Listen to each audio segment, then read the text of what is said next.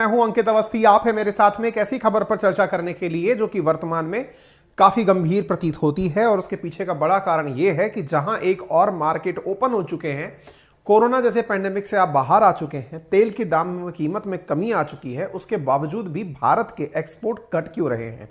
और घटते हुए एक्सपोर्ट्स में अपने आप में जो बड़ी बात है वो ये है कि ये डेफिनेटली भारत के लिए चिंता की बात है या फिर कोई फ्यूचर प्रोजेक्शंस इनके भीतर छुपा हुआ है। आज के सेशन में हम चर्चा करेंगे।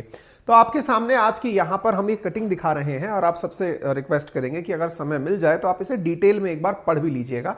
असल में द हिंदू ने एक एडिटोरियल कवर किया है एक्सप्लेन्ड के नाम से। एक्सप्लेन्ड हालांकि जो टाइटल था ये आपने इंडियन एक्सप्रेस में बहुत सुना है, लेकिन फिर भी इसमें भी एक एक्सप्लेन्ड नाम से टाइटल आया हुआ है कि why are India's showing exports a cause of concern, है ना। तो why are India's slowing export, यानी इंडिया की जो एक्सपोर्ट्स में कमी हो रही है, that is cause of concern, या चिंता की बात क्यों है, इसके ऊपर आज हम चर्चा करेंगे। How are other export dominated countries faring, और why is the government optimising that domestic demand will counter the effect of declining export. और सरकार ये क्यों कह रही है कि हमारे जो घर के अंदर जो डिमांड इंक्रीज हुई है वो इस चीज को काउंटर कर ले जाएगी, यानी कि एक्सपोर्ट में जो गिरावट है उसे हम ये कह करके संतुष्टि दे रहे हैं कि देश के अंदर लोग बहुत ज्यादा डिमांड कर रहे हैं, बेहतर है कि हम उनसे उसकी पूर्ति कर ले जाएं। तो ये सारी बातें आपको समझनी है, तो इस आर्टिकल को आप जरूर पढ़ लीजिएगा। फिर भी मैं आपको कुछ फिगर्स और फैक्ट्स बता देता हूं और उसको समझाने का थोड़ा सा प्रयास कर लेता हूं। जरा देखिए, आपके सामने एक्सपोर्ट्स का पहले मीनिंग तो ये क्लियर होना चाहिए कि देश की सीमा के अंदर जो भी पैदा हुआ है, जो भी बनाया गया है, निर्मित है, उसे जब देश से आप बाहर भेजते हैं तो उसका सबसे बड़ा मुनाफा ये होता है कि आपको विदेशी धन प्राप्त होता है, मुद्रा प्राप्त होती है, डॉलर के फॉर्म में प्राप्त होती है। और अगर आपको मुद्रा प्राप्त हो रही है तो डेफिनेटली वो आपके लिए भविष्य में जब आप कोई सामान खुद से खरीदेंगे किसी और देश से तो उसके पेमेंट में काम आती है। या यूं कहिए कि जब हम कोई वस्तु बेचते हैं तो हमें डॉलर प्राप्त होते हैं, उन्हीं डॉलर से हम कोई और सामान खरीदते हैं। तो डॉलर से अगर हम कोई सामान खरीदेंगे तो हमारे लिए इंपोर्ट आसान हो जाएगा। लेकिन आप विचार करिए, इंडिया की स्थिति बड़ी क्रिटिकल प्रकार की है। क्रिटिकल यूं कि हम इंपोर्ट ज्यादा कर रहे हैं और एक्सपोर्ट कम कर रहे हैं। यह भी अपने आप में एक चिंता का विषय है कि भाई आपने अपने देश के भीतर जो इंपोर्ट्स किए हैं वो तो ज्यादा कर लिए। आपने अगर उदाहरण देखा जाए तो इन दिनों जो हमारे एक्सपोर्ट और इंपोर्ट के बीच का जो ट्रेड डेफिसिट है, देखिए जितने ज्यादा इंपोर्ट और जितने कम एक्सपोर्ट, इसके बीच का जो गैप है इसी को हम ट्रेड डेफिसिट के नाम से जानते हैं। ट्रेड डेफिसिट का अर्थ होता है भुगतान संतुलन का जो घाटा है ना, उसके नाम से आप समझते हैं। तो जो ट्रेड डेफिसिट है, शायद वीडियो हैंग हो रहा है, बफरिंग आ रही है ना। हाँ, शायद सेशन कंप्लीट हो जाएगा तब ये कवर हो जाएगी। फिलहाल के लिए अगर बफरिंग आ रही है, हल्का सा प्लीज मैनेज कर लें आप। तो फिलहाल के लिए आप इसको ऐसे समझें कि अगर ट्रेड के भीतर डेफिसिट बढ़ रहा है तो ये भारत के लिए चिंता की बात है। क्यों? क्योंकि आपको अपने खजाने में से पैसा निकाल करके सामान खरीदना पड़ रहा है। यानी एक तरह से इसको आप यूं कह सकते हैं कि आपकी आमदनी तो कम हो रही है, खर्चे ज्यादा हो रहे हैं। तो आमदनी अठन्नी और खर्चा रुपया हो रहा है। यह चर्चा ही आज के सेशन का सबसे बड़ा मूल आधार है। लेकिन क्या यह पहली बार हो रहा है? यानी कि क्या देश में पहले से ज्यादा इंपोर्ट हो रहा है, एक्सपोर्ट तुलनात्मक रूप से कम हो रहा है? नहीं, होने को तो हमारे यहां इंपोर्ट हमेशा से ही ज्यादा रहा है। तो फिर हम चुकाते कैसे हैं? क्या हम कर्ज लेके चुकाते हैं? नहीं, हमें बहुत सारे पैसे रेमिटेंसेस से प्राप्त होते हैं। रेमिटेंसेस का मतलब जो विदेशी मुद्रा भंडार, मतलब विदेश में जो लोग हमारे लिए काम कर रहे हैं, देश से बाहर जो लोग काम कर रहे हैं, वो कमा कमा के घर भेज रहे हैं। एक तो रेमिटेंसेस से हमें मुद्रा प्राप्त हो रही है। दूसरा, विदेशी निवेश जो हमें मिल रहा है उससे हमें मुद्रा प्राप्त हो रही है। तीसरा, सर्विस सेक्टर के अंदर टूरिज्म से हमें विदेशी मुद्रा प्राप्त हो रही है। तो इस प्रकार से हमारे पास धन के जो साधन हैं, हालांकि वो और भी हैं, लेकिन अगर हम उन साधनों से भी कमा करके सामान मंगाने पर विश्वास कर रहे हैं, यानी हम यूटिलिटेरियन हो रहे हैं, उपयोगितावादी हो रहे हैं, उपभोगवादी हो रहे हैं और अपना एक्सपोर्ट कम कर रहे हैं, तो ये निश्चित ही किसी भी इकोनॉमी के लिए एक चिंता की बात है और ये बेकार बात में कंसीडर की जानी चाहिए।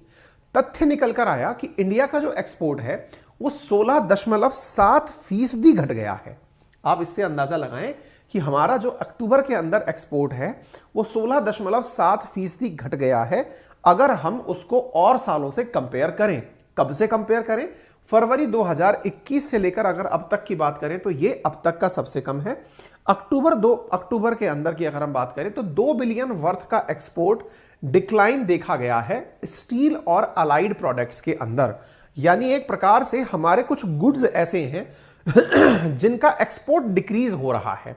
आप यहां पर यह फैक्ट देख सकते हैं कि हमने फरवरी 2021 के बाद, आप ऐसे सोचिए कि फरवरी 2021 के बाद तो कोरोना भी चला था, उसके बावजूद भी अक्टूबर 2022 में जाकर के, यानी आप कोरोना काल से निकल लिए, आप ओपन मार्केट में एंट्री कर गए, उसके बाद भी आपका सबसे कम एक्सपोर्ट हुआ है। इसका मतलब कुछ तो गंभीर चिंता की बात है, ठीक है ना। तो अक्टूबर का एक्सपोर्ट 16.65% कम हुआ है और जो हमारा डेफिसिट है यानी कि जो घाटा है वो 50% तक इंक्रीज हुआ है। यह चिंता का विषय है। निश्चित ही आर्थिक मुद्दों पर इस बारे में विचार करने की आवश्यकता है। मैं आपको यहां पर एक तुलनात्मक विश्लेषण का चार्ट दिखाता हूं। हालांकि अक्टूबर का इसमें संदर्भ नहीं लिया गया है, लेकिन आप सितंबर तक से ही काफी कुछ समझ जाएंगे। अक्टूबर का आंकड़ा मैं आपको बता दूंगा। देखिए, आप इन आंकड़ों को देखें एक बार। अप्रैल से लेकर के सितंबर तक का आप एक्सपोर्ट देखें। अगर आप एक्सपोर्ट देखते हैं तो जून के अंदर हमारा सबसे ज्यादा एक्सपोर्ट था, दैट वाज ऑफ $40 बिलियन, ठीक है। अच्छा, और जो अक्टूबर है ना, अक्टूबर के अंदर जो हमारा एक्सपोर्ट है दैट इज ऑफ $29.5 बिलियन। यानी जून से लेकर के अक्टूबर की अगर हम बात करते हैं तो $10 बिलियन का एक्सपोर्ट कम हुआ है। नंबर एक बात। नंबर दूसरी बात, अगर हम बात करते हैं इंपोर्ट्स की, तो आप इंपोर्ट्स देखें। हमारे इंपोर्ट औसत जो मेंटेन किए हुए हैं, आप इस फिगर को देखें एक बार। हमारे जो इंपोर्ट हैं वो 60 से 66 और फिर 60, यानी कि एक चीज हम ये बोल सकते हैं कि 60 से ऊपर ही हैं। $60 बिलियन से ऊपर ही इंपोर्ट रहे हैं हमारे। लेकिन एक्सपोर्ट हमारे 40 का आंकड़ा केवल 2 बार छुए हैं, वो हमेशा नीचे की साइड रहे हैं। यानी औसत जो फिगर है वो 35 से ऊपर का है, 35 से ऊपर का है। वो घट करके कहां आ गया है, अभी 29 पर आ गया है। तो इधर की तरफ तो आप कहां आ गए, 29 पर, और इधर आप रह गए 60 पर। तो भी $30 बिलियन का आपके ट्रेड में घाटा है। यानी 50% आपके इंपोर्ट का तो घाटा ही है। आप इससे अंदाजा लगा सकते हैं कि यह इकोनॉमी के लिए एक अच्छी बात नहीं है। दूसरी बात, यह मंथली आंकड़ा है।